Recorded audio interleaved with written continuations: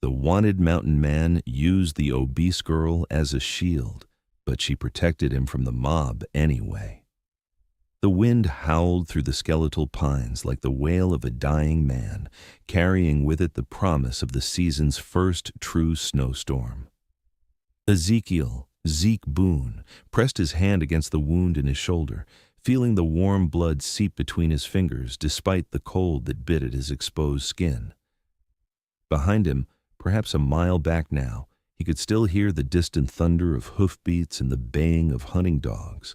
$1,000 in gold. That was what his life was worth to the law, more money than most men in the Montana Territory would see in 5 years of honest labor. The irony wasn't lost on him that he'd been branded a murderer for the one killing that had actually been justified. The town of Red Hollow emerged from the swirling snow like a ghost, its few ramshackle buildings huddled together against the wilderness. Zeke knew better than to head for the main street. Instead, he circled wide, keeping to the tree line until he spotted what he needed: a small storage shed behind Miller's Bakery, smoke wisping from a crude chimney pipe.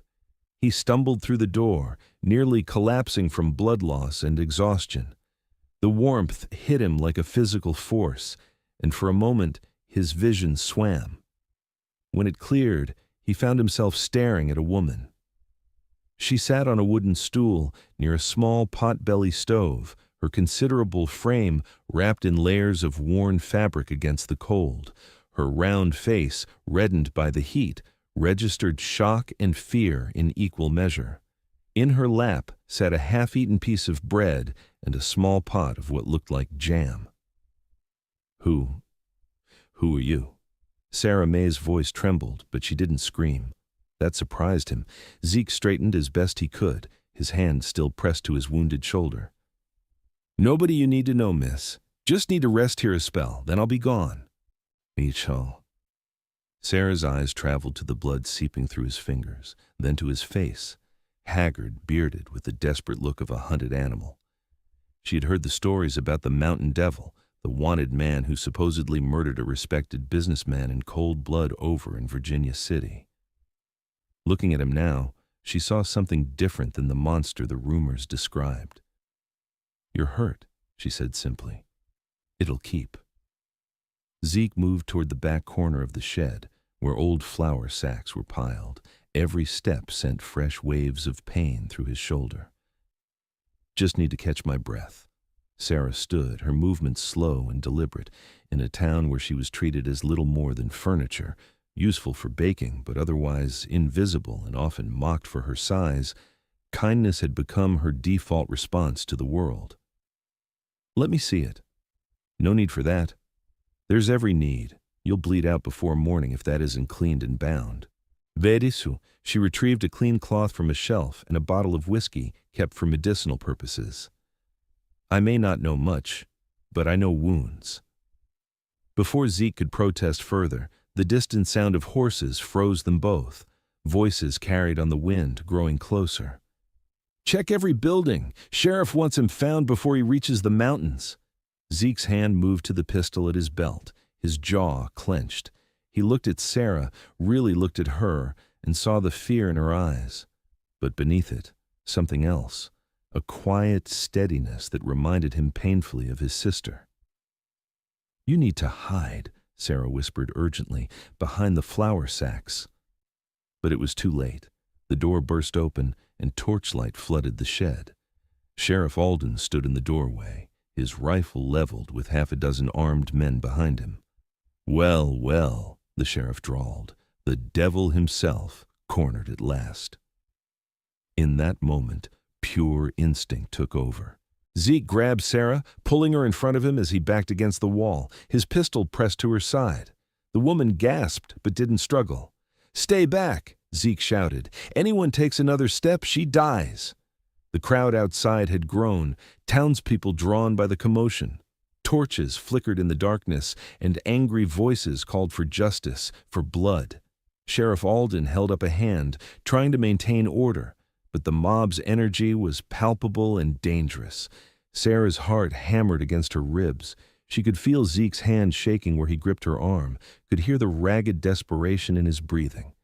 But when she looked at the faces of the crowd, men who had mocked her weight, women who had whispered cruel jokes as she passed, she felt something shift inside her. "Please," she said softly, addressing the crowd. "Please, everyone, just calm down." "Shut up, Sarah," someone jeered. "Ain't nobody asking you." The casual cruelty in those words sparked something in her. She'd spent her entire life making herself small, apologizing for taking up space, accepting whatever scraps of dignity others deigned to throw her way. But looking into Zeke's eyes, she saw not a monster, but a terrified man who expected no mercy from the world. "I don't believe you'll do it," she said, turning her head slightly to address him. Zeke's grip tightened. "You're a fool if you think that. Maybe I am.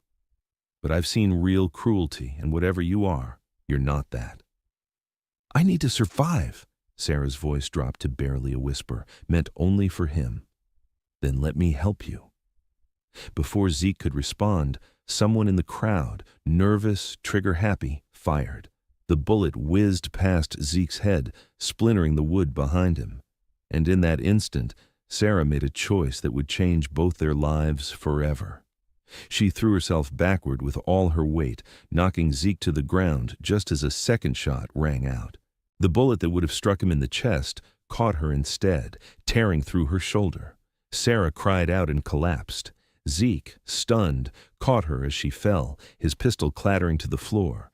The crowd surged forward, but the sheriff's voice boomed out. "Hold your fire! Hold your fire!" Zeke cradled Sarah in his arms, his own wound forgotten. Blood bloomed across her dress and her face had gone pale. "Why?" he choked out. "Why did you do that? I treated you like nothing, like a shield, like garbage." Sarah's eyes fluttered open, focusing on his face with effort. A weak smile touched her lips. "Because I know you're not the monster they say you are. I could see it in your eyes." The mob pressed closer, but Zeke barely noticed. For the first time in years, since the night his sister died and the law twisted justice against him, something inside his chest cracked open. Without thinking, he scooped Sarah up in his arms, kicked open the back door of the shed, and ran. Bullets sang through the air behind them as Zeke crashed through the underbrush, Sarah's weight nothing compared to his adrenaline-fueled desperation. Blood from both their wounds mixed and dripped onto the snow, leaving a crimson trail. But the storm was intensifying, and within minutes, the falling snow began to obscure their tracks. Behind them, the sounds of pursuit faded as the blizzard intensified. Zeke knew these mountains, had spent 3 years living in them like a ghost. He knew where to find shelter. The cave was barely more than a deep crack in the rock face, but it was dry and out of the wind. Zeke laid Sarah down as gently as he could, then set about building a fire with the skill of a man who'd survived alone in the wilderness. His shoulders screamed with pain, but he ignored it. Sarah's breathing had become shallow and rapid. She was going into shock. Working by firelight, he tore strips from his own shirt to bind her wound. The bullet had gone clean through, which was fortunate, but she'd lost a lot of blood. He used snow to clean the wound, making her gasp with pain, then bound it tight. "I'm sorry," he murmured as he worked. "I'm so sorry." For 3 days, the storm raged outside, while Sarah drifted in and out of fever. Zeke barely slept, keeping the fire going, forcing water between her lips when she was conscious enough to swallow, and wrestling with his own wounds and exhaustion. On the second night, deep in fever dreams, Sarah began to talk. "Not your fault," she mumbled, her head tossing back and forth. "Never was your fault. You protected her. You loved her." Zeke froze, his hand on her burning forehead. How could she know about his sister? He'd told no one, but fever had a way of pulling truth from the hidden places of the heart. "You'll be good," Sarah whispered, her eyes opening but not truly seeing. "You'll be good if you forgive yourself. Let it go. Let the anger go." Something broke in Zeke then. He'd carried his rage and guilt for so long, they'd become part of his identity. The tears came hot and unexpected, streaming down his weathered face for the first time in 20 years. "I can't," he choked out, though she was beyond hearing. I can't forgive myself. He destroyed her. He took everything from her, from us, and when I made him pay, they called me a murderer. They made him the victim. But even as he spoke the words, he felt their weight differently. Sarah had seen him, really seen him, and chosen to believe in something better. A woman who had every reason to hate the world had chosen kindness instead. On the fourth day, Sarah's fever broke. She woke to find Zeke slumped against the cave wall, exhausted but keeping watch. Their eyes met, and for a long moment, neither spoke. "You stayed," she finally said, her voice hoarse. "Where else would I go?" Zeke tried to smile, but it came out more like a grimace. "You saved my life. Least I could do was return the favor." Sarah struggled to sit up, and Zeke moved quickly to help her, propping her against his bedroll. Outside, the storm had finally passed, leaving a world transformed by fresh snow. "Why did you really do it?" he asked quietly. "The truth." Sarah looked down at her hands, then back at him. "Because I know what it's like to be judged for something you can't control, to have people look at you and see only what they expect to see, not who you really are. That's not the same. You never hurt anyone. Maybe not, but I've watched good people turn cruel over nothing more than how someone looks, or where they came from, or mistakes they made.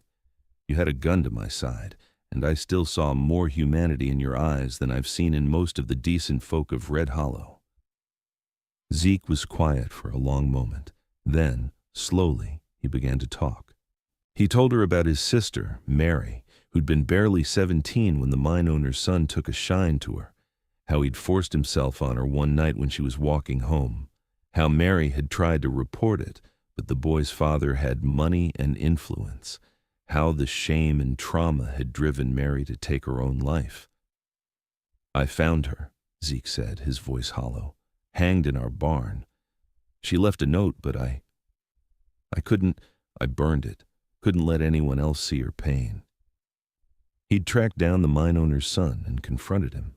The boy had laughed, said Mary had wanted it, that she'd been asking for it.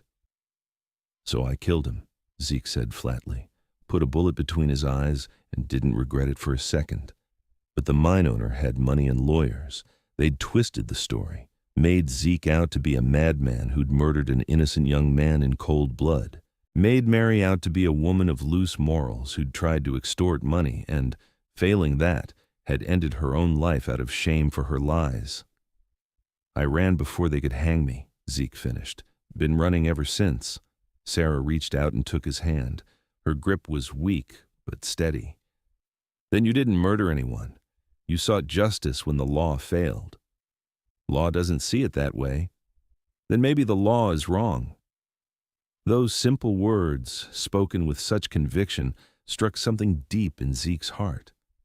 For years, he'd internalized the judgment against him, let it shape him into the outlaw they claimed he was. But Sarah's faith in him suggested another possibility, that he could be more than his worst moment, more than his justified rage. Over the following days, as Sarah's strength slowly returned and Zeke's shoulder began to heal, something unexpected grew between them. In the isolation of their cave, removed from the judgments and expectations of the world outside, they found in each other a profound recognition. Sarah shared her own stories, growing up as the fat girl whom everyone felt entitled to mock, working in a bakery where she was valued for her labor but dismissed as a person, learning to find joy in small kindnesses and quiet moments because the world offered her little else. "I used to dream of being different," she admitted one evening as they shared a rabbit Zeke had snared, "of being thin and beautiful, so people would finally see me. But somewhere along the way, I realized that people who couldn't see past my appearance weren't worth my time anyway." Zeke studied her face in the firelight, round and soft, with kind eyes that had seen cruelty but chosen not to become cruel themselves. "You are beautiful," he said, and meant it. Sarah laughed, a sound like water over stones. "You've been in the wilderness too long, Ezekiel Boone." "No," he said seriously. "I mean it. You're the most beautiful person I've ever known because you're good. Really, truly good. Not the kind of good that's easy when everything goes your way, but the kind that stands firm when tested." She blushed, turning away, but he saw the pleased smile she tried to hide. As winter deepened and they remained in their sanctuary, the bond between them strengthened. Zeke found himself laughing for the first time in years at Sarah's gentle humor. She found herself trusting someone completely, sharing thoughts and dreams she'd never voiced aloud. One night, as snow fell softly outside the cave entrance, Zeke asked, "What would you do if you could do anything? Go anywhere?" Sarah thought for a moment. "I'd have a small house with a big garden. I'd bake things not because I had to, but because I wanted to. And I'd have someone to share it with, someone who saw me as I am and loved me anyway." "That sounds like a good dream. What about you? What would you want if you could have anything?" Zeke looked at her, really looked at her, and realized that somewhere in the weeks they'd spent together, his answer had changed. "I'd want to stop running," he said quietly. "I'd want to build something instead of just surviving, and I'd want someone brave and kind by my side."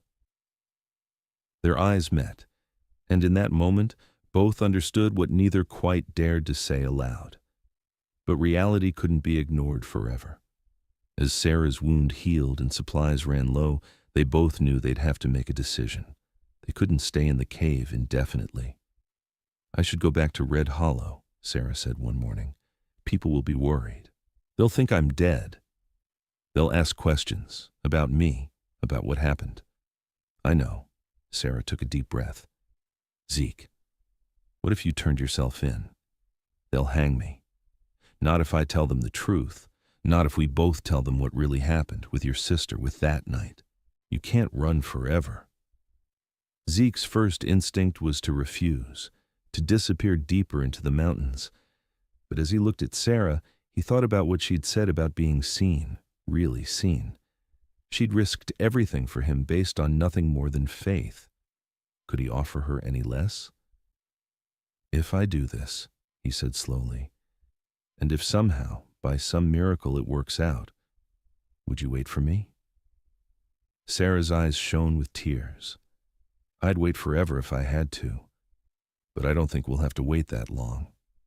Truth has a way of coming out." The journey back to Red Hollow took 2 days. Zeke insisted on stopping short of town, making Sarah go ahead alone. "If this goes wrong," he told her, "I won't let you suffer for it." "It won't go wrong," she said with more confidence than she felt. "Have faith." Sarah walked into Red Hollow on a crisp February morning. The town erupted at her appearance. She'd been presumed dead, killed by the mountain devil during his escape. Sheriff Alden nearly dropped his coffee when she walked into his office. "Sarah May? Good Lord, girl, we thought—" "I know what you thought," she interrupted, "and you were wrong. About me and about Ezekiel Boone." Over the next hour, she told her story. She left nothing out. How Zeke had used her as a shield in his desperation, how she'd chosen to help him anyway, how he'd saved her life after she'd saved his. But most importantly, she demanded they listen to his side of the story about the murder he'd supposedly committed. "He's a wanted man, Sarah," the sheriff said gently. "Whatever his reasons, he killed a man." "A man who raped his sister and drove her to suicide," Sarah said firmly. "A man whose father used money to cover up his crime. Where was justice for Mary Boone? Where was the law when she needed it?" Her words caused a stir. The sheriff shifted uncomfortably. "Those are serious accusations." "Then investigate them. Send word to Virginia City. Talk to people who knew Mary Boone. Find out the truth before you hang an innocent man." The town council was convened. Messages were sent. And 3 weeks later, they received a response that shocked everyone. The mine owner had died, and in his last confession to a priest, which the priest felt duty-bound to reveal given the circumstances, he had admitted to covering up his son's crime against Mary Boone. Furthermore, several people who'd been afraid to speak up at the time, servants in the mine owner's house, friends of Mary's who'd known the truth, came forward with their own testimonies. The picture they painted was damning. A young girl violated, justice denied, a brother driven to desperate action. When Zeke finally rode into Red Hollow on a gray March morning, it wasn't as a fugitive, but as a man seeking justice. The sheriff met him in the street, but this time there were no drawn guns. "Mr. Boone," Sheriff Alden said formally, "in light of new evidence regarding the death of James Hawthorne, Jr., the territorial judge has agreed to review your case. You'll need to stand trial, but," he paused, "I think you'll find things different than before." The trial lasted 3 days. Sarah sat in the front row every minute, her presence a steady anchor for Zeke. Witnesses testified, letters were read, and when it was over, the judge delivered his verdict. While this court cannot condone taking the law into one's own hands, it is clear that Ezekiel Boone acted in response to a grave injustice for which no legal remedy was available to him. Furthermore, evidence suggests that the original trial was tainted by corruption and bribery. The conviction is hereby overturned, and Mr. Boone is cleared of all charges. The courtroom erupted. Zeke stood in shock, unable to believe it was real. Then, Sarah was there, throwing her arms around him, and he held her tight, feeling the weight of years finally lifting from his shoulders. But vindication came with its own challenges. Zeke was free, but he had no home, no trade, no clear path forward. He spent several weeks helping with odd jobs around Red Hollow, slowly reintegrating into civilized life after years in the wilderness. Sarah returned to her work at the bakery, but now Zeke would stop by daily, sometimes helping with heavy lifting, sometimes just sitting and talking while she worked. The townspeople watched their growing closeness with a mixture of curiosity and, in some cases, disapproval. "What's a man like that doing with someone like her?" Mrs. Henderson whispered to Mrs. Blake at the general store. "More to the point, what's she doing with him?" Mrs. Blake whispered back. "He's been a wanted man." But for every whisper of judgment, there were others who saw something different, a man and a woman who'd saved each other's lives, who'd found in each other something precious and rare. 6 months after the trial, on a warm September evening, Zeke asked Sarah to walk with him to the edge of town. They climbed a small hill that overlooked the valley, painted gold and red by the setting sun.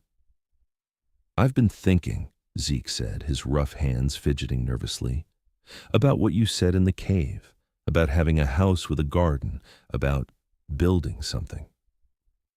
"I remember," Sarah said softly. "I bought some land," he continued, "about 5 miles from here near the creek. It's good soil, protected from the worst winds. I thought, if you were willing, we could build that house together." Sarah's breath caught. "Zeke, are you asking what I think you're asking?" He turned to face her fully, taking both her hands in his. "Sarah May, you're the bravest, kindest person I've ever known.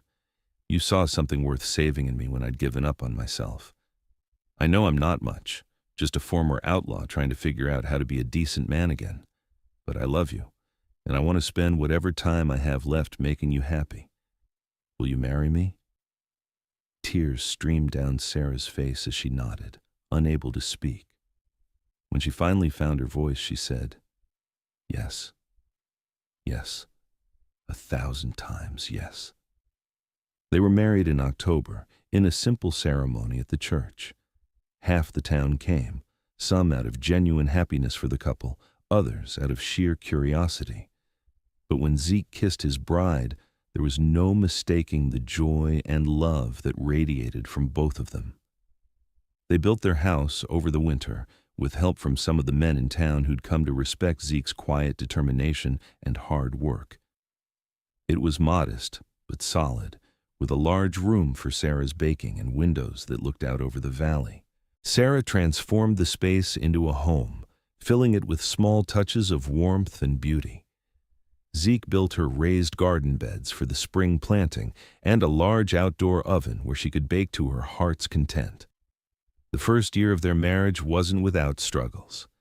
Zeke had nightmares about his years on the run, nights when he'd wake gasping, convinced he heard pursuers. Sarah would hold him through those dark moments, her steady presence reminding him he was safe, that he was home. For her part, Sarah struggled with the voices in her head that told her she didn't deserve this happiness, that Zeke would eventually see her the way the rest of the world had and leave. But Zeke met those fears with patience and unwavering devotion, showing her every day in word and deed that she was cherished exactly as she was. In their second spring together, Sarah discovered she was pregnant. The news filled them both with joy and terror in equal measure. Neither had expected this blessing, and both worried they wouldn't be good enough parents. "What if I pass on all my fears to our child?" Sarah worried one evening, her hand on her growing belly.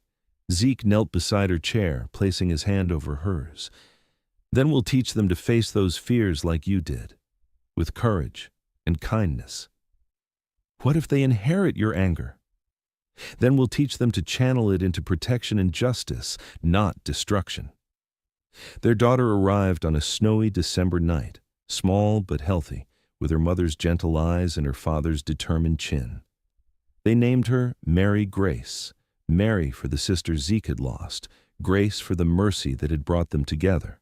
As Zeke held his daughter for the first time, tears streaming down his weathered face, Sarah saw the final pieces of the broken man she'd met in that storage shed fall away. In his place stood a father, a husband, a man at peace with himself and his past. The years that followed were filled with the ordinary miracles of daily life. Mary Grace grew into a strong-willed, compassionate child who had her mother's kindness and her father's protective nature. 2 years later, a son arrived, Thomas, named after Zeke's father, who died before seeing his son vindicated. Sarah's baking became renowned throughout the territory. She taught Mary Grace the craft, and together they supplied several towns with bread, pies, and pastries. Zeke worked their land and occasionally guided hunting parties through the mountains, his knowledge of the wilderness finally put to peaceful use. But perhaps more importantly than their individual successes was what they built together, a home that became known as a place of refuge for those who needed it. Travelers down on their luck knew they could find a meal and a warm bed at the Boone house. Young women in trouble knew Sarah would help without judgment. Men struggling with demons from their past found in Zeke someone who understood and didn't condemn. On their 10th anniversary, Zeke and Sarah sat on the porch of their house, watching their children play in the yard. The garden was in full bloom, Sarah's handiwork evident in every carefully tended bed. The house had been expanded twice, now including a large kitchen where Sarah taught baking classes to young women from town. "Do you ever think about that night?" Sarah asked, leaning against her husband's shoulder. "In the storage shed." "Every day," Zeke admitted. "I think about how close I came to losing everything because I couldn't see past my own pain and anger." "And now?" He pulled her closer, pressing a kiss to her temple. "Now I'm grateful for every moment, for you, for our children, for this life we've built. You saved me, Sarah, not just from that mob, but from myself." "We saved each other," she corrected gently. "I was invisible before you. Just the fat girl who baked bread. You made me feel seen, valued, loved. Because you are all those things and more." As the sun set over the Montana territory, painting the sky in shades of gold and purple, their children's laughter rang out across the valley. Inside the house, bread cooled on the counter, filling the air with its warm scent. And on the porch, two people who'd both been judged and found wanting by the world sat together, having found in each other the grace to be simply, perfectly human. Sometimes the most broken people just need one heart brave enough to see past the cracks to the light still shining within. Sarah had seen that light in Zeke when he'd been at his lowest. and he'd reflected it back to her, showing her the beauty she'd always possessed, but never believed in. Their story became something of a legend in Red Hollow and beyond, not the tale of the mountain devil and his hostage, but the truth, a story of two souls, both wounded by the world's cruelty, who'd chosen to heal each other instead. And in doing so, they'd built something that would outlast them both, a family rooted in understanding, forgiveness, and the revolutionary belief that everyone deserves a second chance at grace. Years later, when their grandchildren asked about how they met, Sarah and Zeke would exchange a knowing look. The full truth was too complex for young ears, but the heart of it was simple enough. "We met in a snowstorm," Sarah would say. "And she saved my life," Zeke would add. "He saved mine too," Sarah would finish. And in that exchange, brief as it was, lay the whole truth of their love. Two people who'd been lost, alone, and judged, finding in each other the courage to become who they were always meant to be.